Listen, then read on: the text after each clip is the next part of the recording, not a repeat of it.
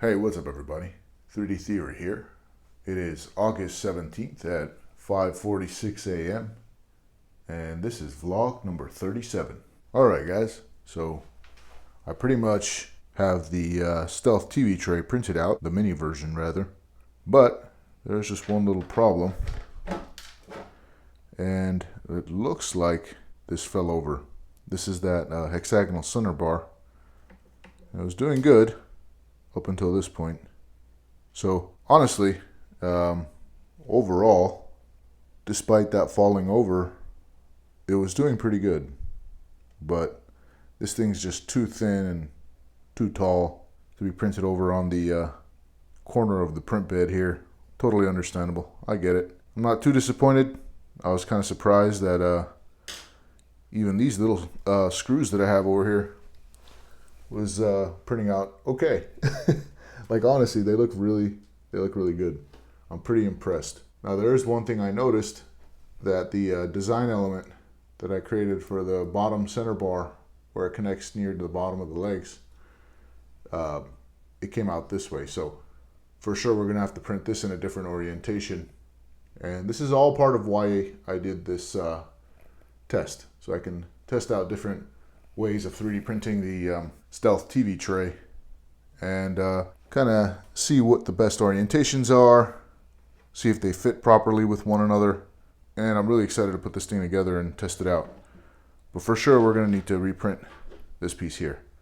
So I'm going to actually start that now so I don't have to wait for a long time. And I imagine this will print pretty quick. I'm kind of tempted to try printing it standing up again, but in the center of the bed, or maybe just print it down on the bed flat. We'll see. I do know that print times vary, so if you print it standing up, it'll definitely take longer because it's probably going to go slower to maintain accuracy. I noticed that about vertical prints, but the print quality is very nice, except for that part there. But it was almost there, almost there. Before I put the mini Stealth TV tray prototype together, this is the print farm over here for those of you who are new to the channel. This is left latch, left plate, right plate. And this is one entire set of part of a product that I attach to a larger portion that I don't really talk about because this channel focuses on 3D printing, and these are the only parts that I 3D print. But nonetheless, this is a full set. I use PETG on the Bambu Lab A1 tiny print farm. And I got this fifth one here with the AMS Lite Combo to use up all my near empty spools of filament, because AMS Lite has an auto refill function, so once one finishes during printing, it'll just switch over to another one and use up that print. So it's very useful for finishing up all the spools of filament that can't do one full latch or one full plate. Ah, nice cup of coffee. By the way, it is 77 degrees Fahrenheit in the 3D printer room with a 63% level of humidity. Right here, we have things that are available on my Maker World, which is the Sith throne for your phone, Darth Vader's throne for your phone, and Bo-Katan's throne for your phone. This is from Star Wars Episode 9, this is from the Kenobi series, and this is from Mandalorian Season 2. Over here, we got Rainbow Friends Green.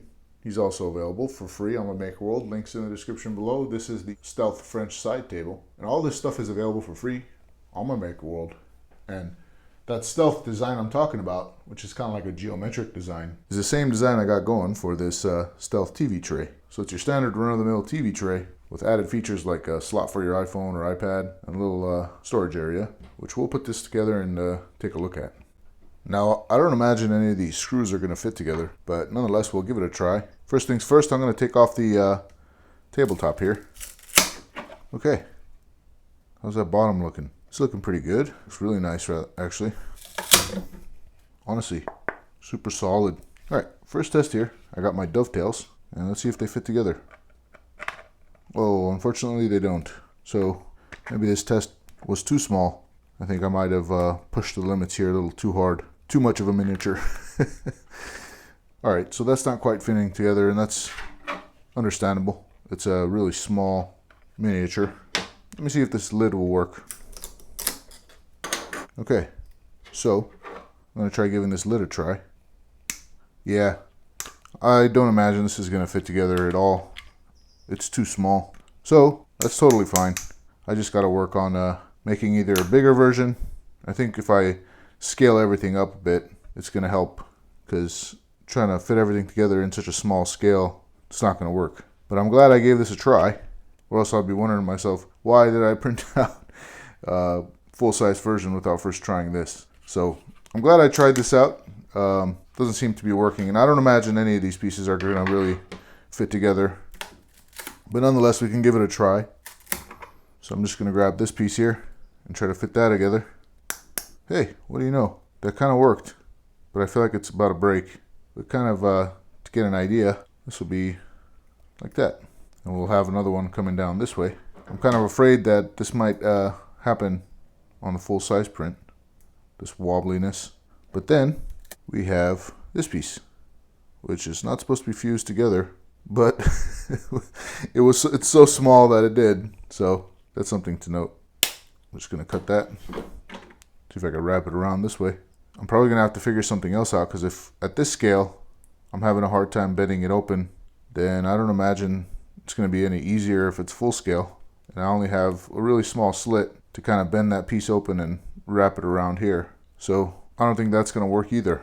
So this is all very good stuff. I'm really glad I'm trying this out. Here's the center part. Well, actually, this is one of the sidebars. So this would go under the table right over here. But it's not lining up, which is totally understandable. It's such a small scale. But at a bigger scale, I imagine they would work. So I guess I just have to wait until I could print everything out in a full scale. I'm going to go ahead and try to take some of these supports off. All right, so that's that center piece right there. That's supposed to go in the middle and connect to these parts. Yeah, I got that screw hole down there, and it's just supposed to connect like that in the center of this table. And you know what? Even at this scale, this thing is pretty sturdy. I was kind of afraid that this wouldn't be that sturdy, but even at this scale, no, it's pretty sturdy. And this is that bottom bar. It's really beefy. Let's see. Do I have? No. It's going to probably be on this one. So there's supposed to be a little slot here for those pieces, but let me see if maybe it's on these. Yeah, there you go. So we have a slot here for this piece, and let me try to fit that in there. All right. Yeah, if this worked, that would have been really sweet to be able to see this in action like that. But yeah, this miniature idea, if it worked, would have been very handy to be able to see how this all fits together. This is the width of the table, and that would have been really cool to see. It's slowly fitting together, but it's definitely too tight. But this is how this is supposed to work, and I can see it kind of pushing this lip out a little bit. But nonetheless, I'm glad I gave this a try. This is telling me some things, not everything, because some of this stuff is just too small. A good test that I'm going to run now, actually, now that it just occurred to me, is I'm going to print out every fitting full scale, just a cutout of the fitting itself. And whatever needs to be pieced together, I'm just going to have a full scale little part of it and see if it works. So, for example, I'll just cut off from here, this part, I'll just cut that part off and see if they fit together at full scale. And if they do, then we're looking good. Same with these, including all parts where there's going to be screw holes, and even this here. I'll just cut this little drawer out and print the lid all at full scale, and that way we can see if everything fits together right. I imagine I'll probably be able to still run a test here and see if this is going to hold up under pressure, and if not, we're just going to have to figure something else out. But nonetheless, I'm going to get that sliced up on the computer and we'll get that printing. All right guys, we're here in Bambu Studio.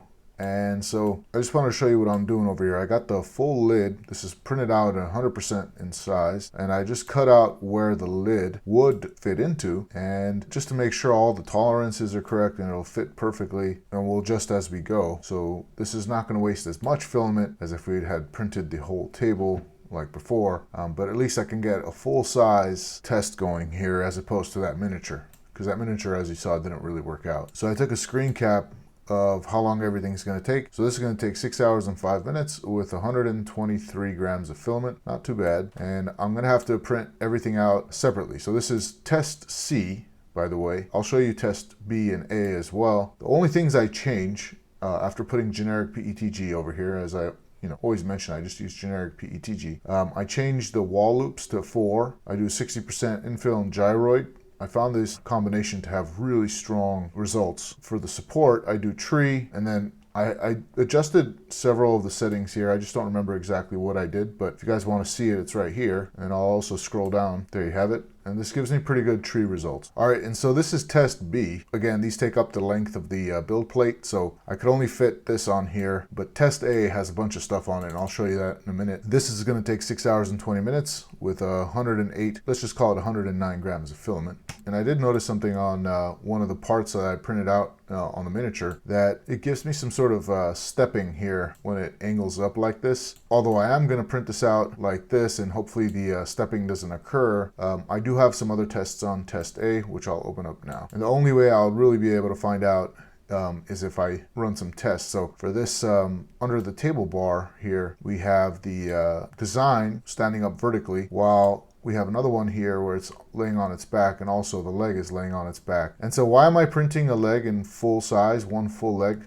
as you've seen with test B, and here's the other part in test A? I want to see if it's going to be able to hold up the tabletop, and I'm going to kind of bend it after putting it together, and use my strength to kind of bend it and see if it's too wobbly, if it's too weak. We're just gonna have to figure something else out. I also updated this piece here, that little ring that fits around it, the little sleeve, so it kind of opens up from the side here. I did increase the thickness over here because I noticed that on the miniature model it was way too weak. And I just have cutouts here of everything. So here's a little cutout of the bottom piece that I said printed kind of funny on the miniature, just so that I could see if this fits in right. Here's the center bar. I just printed this part out so I can see if the hole will be fitting through with the screws here. I have some of the screws and the washers, the screw cap, and this here is the center of the table where this piece sits in, this one. And I just wanted to make sure that both the front and the sides will fit in just fine. And then I also have the dovetail I'm using for the tabletop, and I didn't want to do the whole thing because I just want to see if it'll fit at full scale. And likewise, this is also the under table part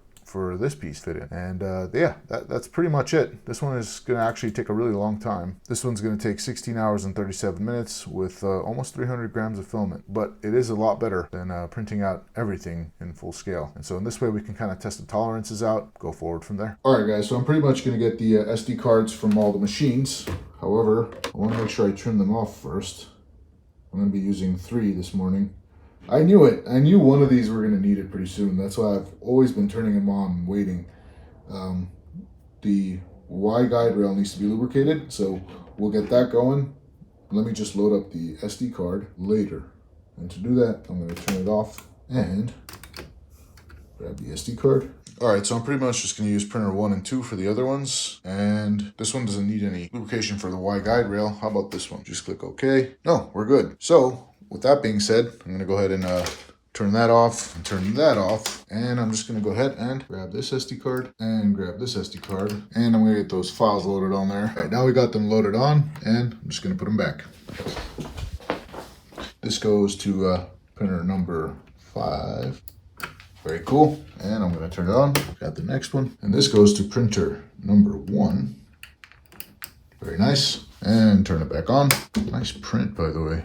Very cool. And this goes to printer number 2. Get that in there. Very nice. And turn that on. Unfortunately, this stuff is probably going to just be garbage, but I may keep it for just testing out, maybe seeing if there's any other things I could benefit from through testing this. Also, the little cylindrical bar did fit on the top portion of that leg, but nonetheless, we're going to find out all the answers with this new test we're doing. But overall, these little screws printed out pretty good. See if I can get it to focus. There's a little bit of shakiness down from the middle, but overall it's looking okay. That was pretty impressive for such a small, thin piece like that. Nonetheless, I'm going to get this stuff taken off the build plate, and we're going to get that stuff printed out. But beforehand, I got to lubricate this guide rail. Let me take that off there, and these little pieces.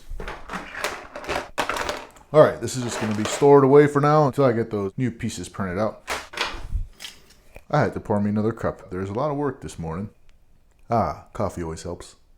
Okay, I'm going to do the same for these. And I do actually have a plan on which PETG I'm going to use. I'm printing out these test parts in PETG. I just want to make sure all the conditions, or as many of the conditions I could make, match to the end results conditions, all the better. So I know that, hey, if I print with PLA, maybe PLA is, I don't know, not as sticky, because I know PETG can sometimes have a sticky feel to it. So I want to make sure that I print it in PETG, and I'm, using the drawer unit with the PETG filament and seeing if it actually comes in and out real easy. If not, I got to adjust the tolerances and whatnot. But hey, look at that. That is looking great. Very nice. Another great print. Likewise, yeah, another great print there as well. Very cool. All right, I'm just giving these PI sheets a quick wipe down, and now we can actually unload the filament. Cool. And likewise with this one. Very nice. The filament I have most of in PETG is this blue. I think I've used the blue the least. So with that being said, that's going to print out test A. Yeah, white here can print out test B, and black over there can print out test C. Nice. All right, these are ready to be taken out, the filament, and it's saying go ahead and take it out. And you see how the extruder is pulling it back. So just yank that back, it'll stop, and it's detected that the filament was pulled back. And it's just gonna keep pulling back until you yank it, and then the unload is complete. All right, we got the blue PETG loaded there. The white one, I wanna make sure it comes out a little bit. So let's click retry there. Likewise, I'm gonna click retry on this one as well.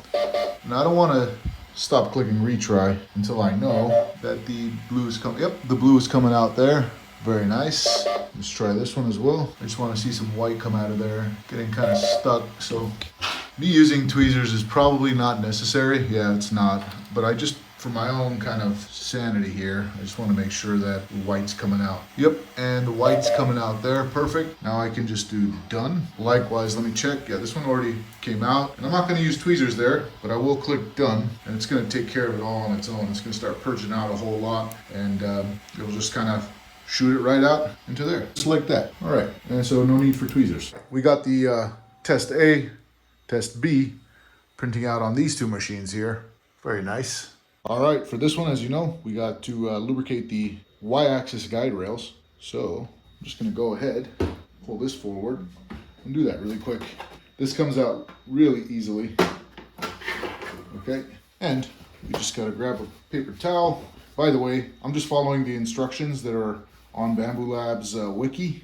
And so if this is stuff you wanna do, just go over to that wiki and see how they do it, so you can kind of see how they do it the official way. And so I'm just wiping it down a little bit. And you really do feel when it needs lubrication, there is a good amount of friction. And I was kind of surprised to see that. It's great how it is able to detect it too. So with that being said, I also did find a good way of putting on the lubrication oil. By the way, I use the 3-in-1. It's by WD-40. Where is it at? Right there. And they got a Marksman twist spout. So let me make sure I got not a whole lot flowing out. This stuff's kind of watery and does smell like WD-40 for sure. When you lubricate these machines, the room ends up smelling like WD-40. But I used to pour it on like this, but then this part hits the bed and you can't go towards the center. So instead of going that way, I start from the center here and I just start pouring it on. And that way I can get the entire guide rail. I'm gonna do the other side now. That's looking good. And I'm gonna do it again on this side as well as the other side here. All right. Maybe the way I pour on the oil was more of an epiphany for me than anybody else really. But I used to just try to pour it on like this, and then I would hit it, and then it would just kind of go all over the place. So instead of that, I kind of go this way now, and that really helps. Sometimes it's a little tricky to get this on. Just move the wire over and try to push it through gently. And there you go. I think I got the hang of it. Very nice. All right, so since this is ready to go, I'm just going to go ahead and do test C. And with the AMS Lite, you just got to choose which PETG you want and go from there. Very nice. And these two machines here, I'm just going to shut them off. Well, first, let me check if it needs any lubrication. That one looks to be good. And how about this one? That one also looks to be good. Very nice. So since we're not going to be running them right now, because I want to run full sets all the time, I'm just going to shut those off until we get this test finished up. All right, guys, that about wraps it up for today's vlog. Thank you so much for joining me. Until next time, peace, love, and joy.